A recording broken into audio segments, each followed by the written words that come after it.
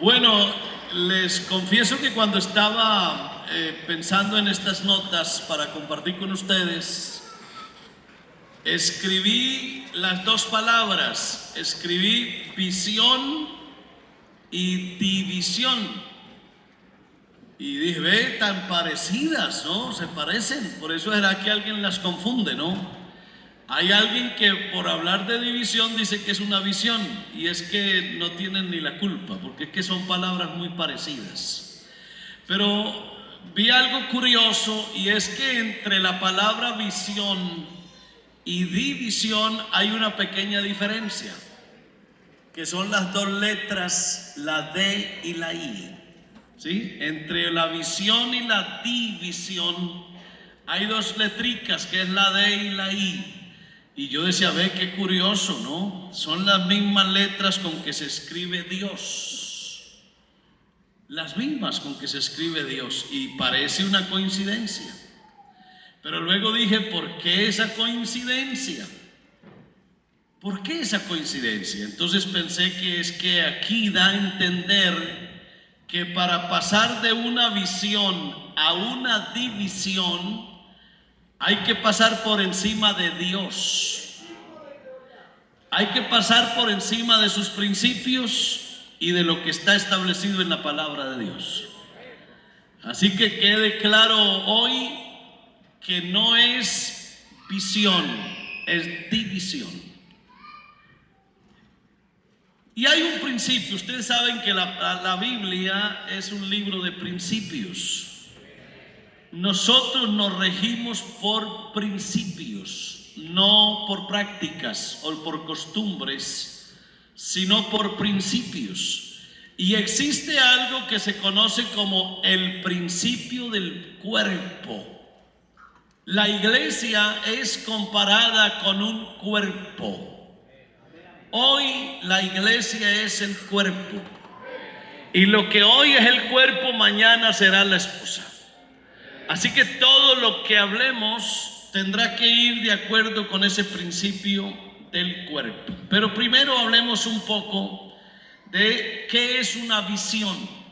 Vamos a mirar primero qué es una visión, luego miramos qué es una división, y al final miraremos cómo es el modelo apostólico para que la iglesia se multiplique.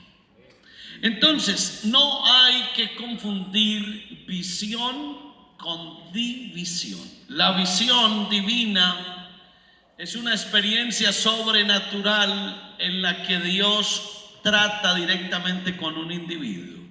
Y una visión puede ser directa, o puede ser en sueños, o puede ser profética, o puede ser apocalíptica, o puede ser auditiva. Y esas visiones de Dios se dan cuando Dios habla audiblemente o se manifiesta visiblemente, y algunas veces, como dije, lo hace a través de sueños. Así que las visiones también existen, pero una visión es de Dios, escúchelo, cuando esa revelación está alineada con la palabra de Dios. Será visión siempre y cuando encaje en lo que la palabra de Dios enseña. Si no encaja, no es ninguna visión. Quien dice tener una visión de Dios debe compartirla con las autoridades de la iglesia y esperar de ellos las directrices a seguir. Si alguien dice tener una visión, si es un creyente, háblese con su pastor. Por allá algunos se han soñado cosas bien curiosas que de Dios no tienen nada, pero afortunadamente han tratado con el pastor y los ha guiado. Ahora, si es un pastor el que dice tener alguna visión, ahí están los directivos del distrito para que le comparta la idea, a ver qué directrices hay. Y si no fuera así, el mismo consistorio de ancianos debe entrar a determinar si esa visión es de Dios o no. Entonces, cuando Dios desea hacer algo, lo comunica ampliamente y hace alianzas perfectas. Las visiones que Dios muestra por lo regular son compartidas. Y esas visiones bíblicas pues tienen unas características. Primero que todo, tienen que tener la autoridad de Dios.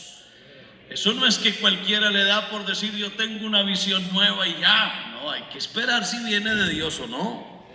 Si son claras y precisas, si provocan un impacto emocional en la vida de esa persona, si tienen un propósito espiritual y si favorecen la obra de Dios.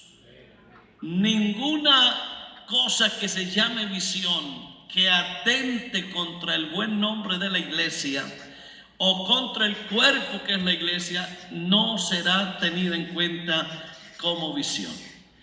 Los grandes hombres de la Biblia, muchos de ellos tuvieron visiones. Tuvo visión Moisés, tuvo visión Isaías, tuvo visión Ezequiel, tuvo visión Daniel. Pero todas esas visiones estaban acordes con lo que el Señor quería que se hiciera. Y la Biblia aquí es la autoridad suprema para entender las visiones y la relación con Dios. Quiero decir que si tú o yo, cualquiera, dice tener una visión, venga y nos sentamos y abrimos la Biblia. Y si tú me demuestras por la Biblia que lo que tú dices ser visión está acorde, yo te creo. Si por el contrario lo que tú dices que es visión está en contra de los principios bíblicos, qué lástima contigo, pero no podemos aceptarte que eso sea así. ¿Cómo identificar si una visión es de Dios? Pues primero que todo hay que tener un proceso de oración y de búsqueda sincera para determinar si es la voluntad de Dios o no. Segundo, hay que encontrar coherencia con el texto sagrado. Luego tenemos que ver si esa visión, entre comillas, está creando confusión o ansiedad. Porque si es de Dios no debe crear malestar.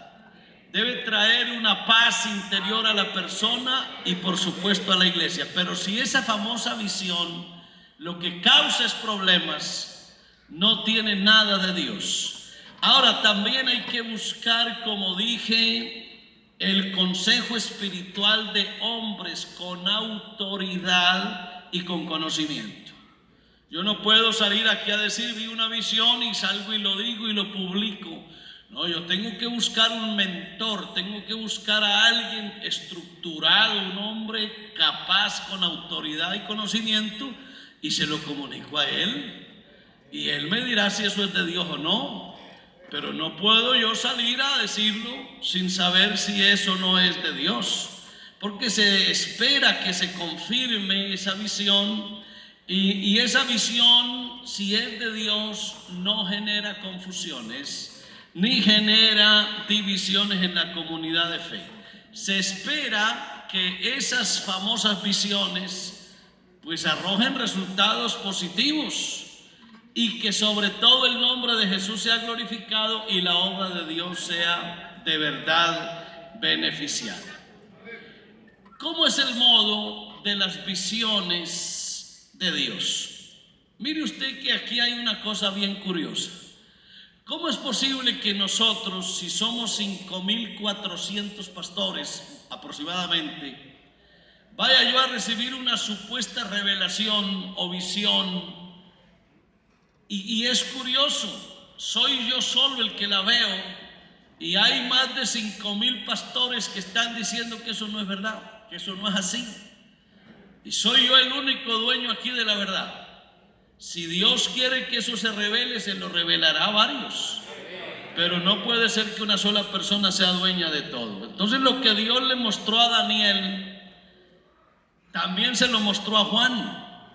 Y ambos enfoques se complementan. Por eso si usted lee la revelación a Daniel, luego ve la revelación a Juan en Apocalipsis y no hay contradicciones. Son formas de ver las cosas y de relatarlas, pero en el fondo son lo mismo. Así que si es la visión de Dios, Él se la mostrará a algunos y a otros. Mire por ejemplo el caso de la conversión de Saulo. Cuando Saulo se convirtió, también Ananías recibió la visión. O sea, la visión la tuvo Saulo. Ve a buscar a Ananías. Y Dios en ese momento le estaba diciendo a Ananías: prepárate porque viene uno a buscarte. Así que si es visión, Dios hace las conexiones perfectas. Ese es el modo en que Dios actúa. Y le pongo otro ejemplo: Cornelio y Pedro. Usted se lee el capítulo 10 de los Hechos. Usted va a entender cómo entre Cornelio y Pedro hay una conexión hermosa, porque lo que Dios le muestra a Pedro aquí se lo está mostrando a Cornelio allá. Y dice que este vio claramente en una visión cómo a la hora 9 del día un ángel de Dios entraba donde él estaba y le decía: Cornelio, envía hombres a Jope y haz venir a Simón, el que tiene por sobrenombre Pedro. Él posa en casa de cierto Simón curtidor, que tiene su casa junto al mar. Él te dirá lo que es necesario que hagas. Y dice que se fue el ángel que hablaba con Cornelio. Este llamó a 2 de sus criados y a un devoto soldado de los que le asistían, a los cuales envió a Jope después de haberles contado todo. Y dice, y en el verso 17 dice: y mientras Pedro estaba perplejo dentro de sí sobre lo que significaría la visión que había visto, he aquí los hombres que habían sido enviados por Cornelio, los cuales, preguntando por la casa de Simón, llegaron a la puerta. Y mientras Pedro pensaba en la visión, le dijo el Espíritu: he aquí 3 hombres te buscan. Es decir, cuando las cosas las hace Dios, son perfectas. No causan problemas, ni disensiones, ni amarguras, ni enemistades. Lo que hacen las visiones de Dios es enrutar los planes de Dios. Ahora hablemos de las divisiones. Y vamos a preguntarle a la palabra a ver qué diferencia hay entre una división y una visión. Primero que todo, estaba yo pensando un poquito en cómo se cayó el Imperio Romano. ¿Cuál fue la estrategia que hizo que el Imperio Romano se cayera? Bueno, básicamente fue la división interna que se ocurría en el seno del imperio, cómo entre ellos mismos se mordían, se atacaban y se convertían en rivales. Eso hizo que ese gran imperio empezaba a desmoronarse hasta que se cayó. Así que si algo sabe hacer el diablo es dividir. Decía alguien, y me parece acertado, que en las 4 operaciones matemáticas básicas hay 2 que las hace Dios y 2 que las hace el enemigo. El Señor suma y multiplica, y el enemigo resta y divide. Así que las divisiones nunca las ha usado Dios.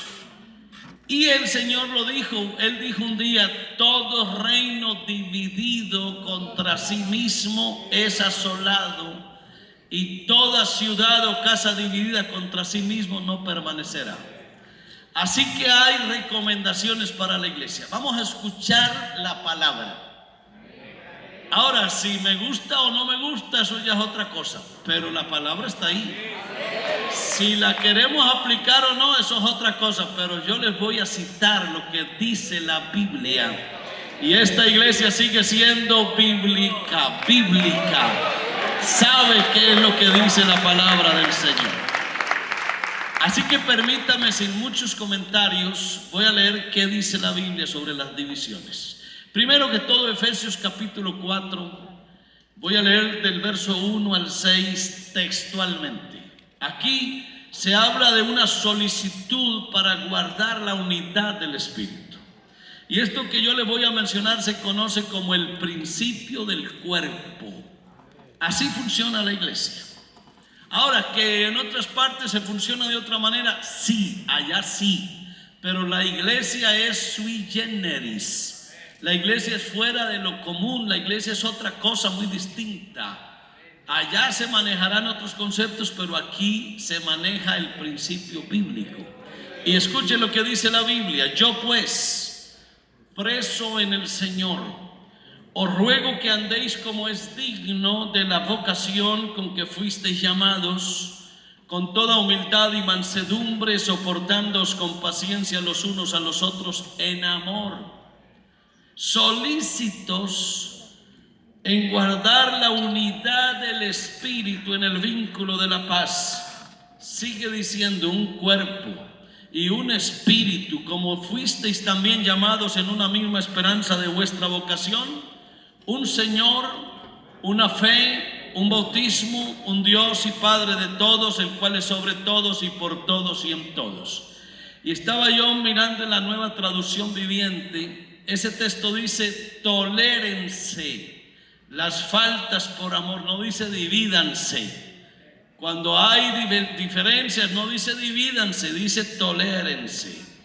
Y hagan todo lo posible por mantenerse unidos en el Espíritu y enlazados mediante la paz. Ahora, hay otros textos que nos invitan a guardar la unidad. Es que en la iglesia no pueden haber miembros independientes. ¿Usted se imagina un dedo fuera del cuerpo, un brazo fuera del cuerpo, o la cabeza o una pierna? Aquí no somos independientes. La figura bíblica para la iglesia es un cuerpo, y a usted no se le ocurre ver un cuerpo desmembrado. Sería un fenómeno, como cuando se parte una culebra que las dos partes quedan brincando vivas.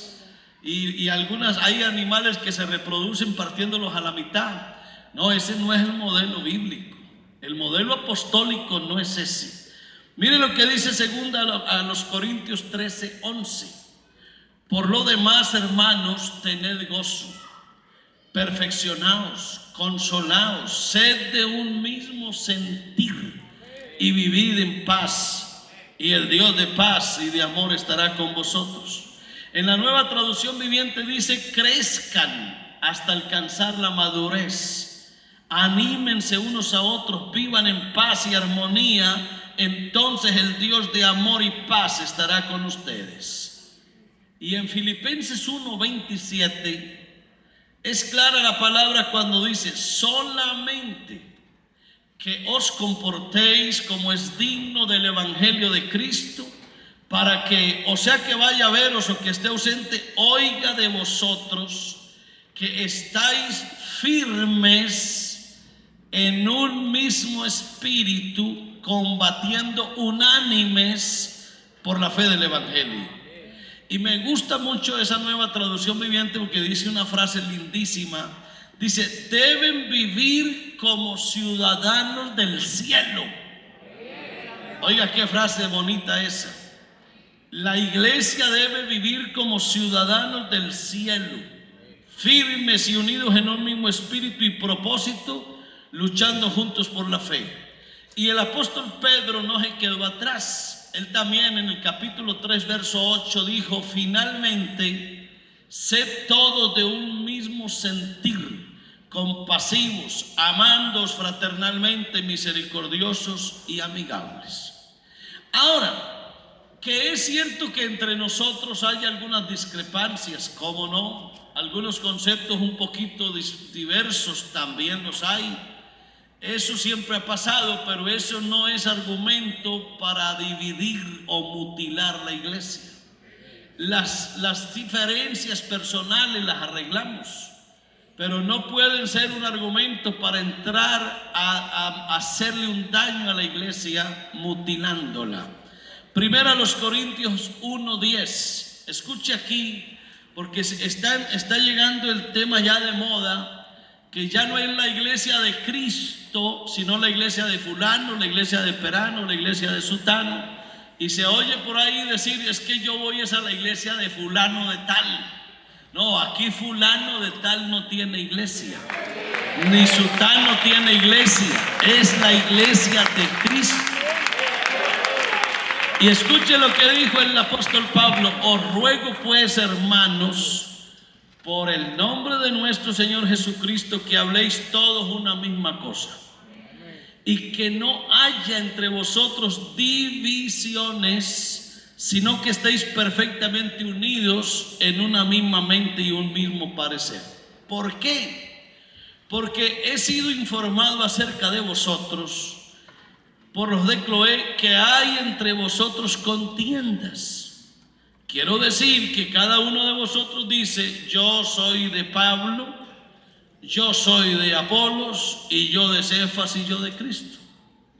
Eso no aplica aquí, ese no es el espíritu apostólico. Pablo dice: ¿acaso está dividido Cristo? ¿O fue crucificado Pablo por vosotros? ¿O fuiste bautizados en el nombre de Pablo? No, aquí usted no es de nadie. Por eso es que aquí nosotros no seguimos pastores. Esta iglesia no se va detrás de los pastores. Amamos los pastores, respetamos a los pastores, pero aquí no idolatramos pastores. Y alguien dijo un día: yo sigo a mi pastor si mi pastor sigue a Cristo. Y si no, no puede ser. Porque aquí nadie puede adueñarse de la iglesia. Los hombres aquí estamos y pasamos, pero la iglesia se queda y la iglesia tiene dueño. Ahora, si usted me pregunta, hermano, y entonces, ¿cómo definir una división en la iglesia? Eso es qué. Clarito se los digo, hermanos, sin rodeos. Las divisiones en la iglesia son muestra de la carnalidad. No es otra cosa. Un hombre espiritual lleno del Espíritu Santo no divide la iglesia, no le hace daño a la iglesia. El que haga eso es un hombre vestido de carne, que anda en la carne y que ya el Espíritu Santo